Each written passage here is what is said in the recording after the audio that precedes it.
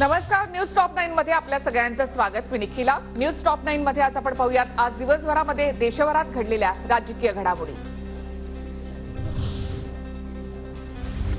माझी गॅरंटी म्हणजे मी जे बोलतो ते करतोच. अयोध्या नगरी याची साक्षी पंतप्रधान मोदींचं विधान. की गारंटी पर आज देश को इसलिए भरोसा है क्योंकि मोदी जो गारंटी देता है उसे पूरा करने के लिए दिन रात एक कर देता है. ये अयोध्या नगरी भी तो इसकी साक्षी है. 2024ला मोदी परत येणार नाहीत ही एकच गॅरंटी संजय राऊतांचा दावा. तर ईव्हीएम नसेल तर भाजप ग्रामपंचायत निवडणूक सुद्धा जिंकणार नाही, राऊतांचा हल्लाबोल. सगळ्या गॅरंट्यांवरची एकच गॅरंटी आहे, मोदी वापस नाही आएगा. अरे ईव्हीएम नसेल तर भारतीय जनता पार्टी ग्रामपंचायत पण जिंकणार नाही. संपूर्ण देश 22 जानेवारीची वाट पाहतोय. त्या दिवशी सर्वांनी घरामध्ये रामज्योती लावा, दीपोत्सव साजरा करा, पंतप्रधानांचं जनतेला आवाहन. तसंच कमी लोकांना निमंत्रण दिलं, मात्र 23 जानेवारी पासून रामलल्लाच्या दर्शनाला या, असं मोदींचं आवाहन.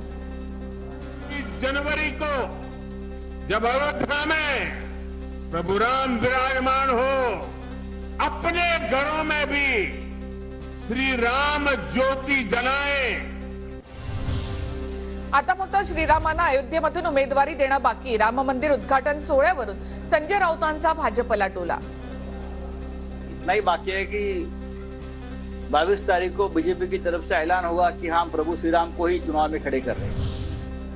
राम मंदिरासाठी बाबरी ढाचा पडला तेव्हा मी अयोध्येमध्येच होतो, जेलमध्येही गेलो. ठाकरे गटाचं योगदान काय?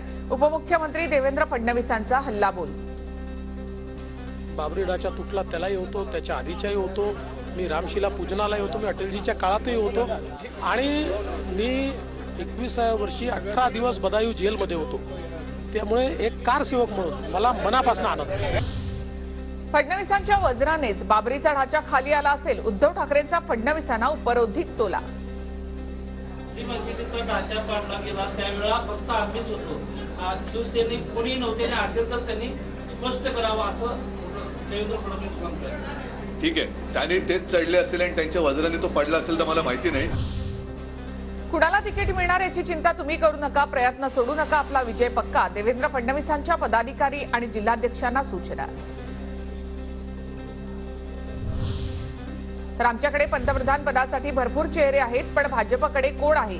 उद्धव ठाकरेंचा भाजपला खोचक सवाल. जे 10 वर्षांपासून आहेत त्यांनी काय केलं? उद्धव ठाकरेंची मोदींवर टीका. आमच्याकडे तसं बघितलं तर पर्याय दुसरं कोणीच नाहीये. मागे एकदा मी असं बोललो होतो की आपल्याला विचारलं जातं इंडिया आघाडीकडे पर्याय कोण, म्हणजे आमच्याकडे पर्याय खूप आहेत पंतप्रधान पदासाठी. फडणवीसांवर टीका करून उद्धव ठाकरे स्वतःची किंमत कमी करून घेत आहेत. भाजपा प्रदेशाध्यक्ष चंद्रशेखर बावनकुळे यांचा पलटवार. आरसा बघितला पाहिजे. ज्यांनी टीका केली त्यांनी देवेंद्रजीवर टीका करताना विचार करून टीका केला पाहिजे. देवेंद्रजीवर आपण जेव्हा टीका करतो तेव्हा 1000 लोक तुम्हाला ट्रोल करतात, याची काळजी घेतली पाहिजे.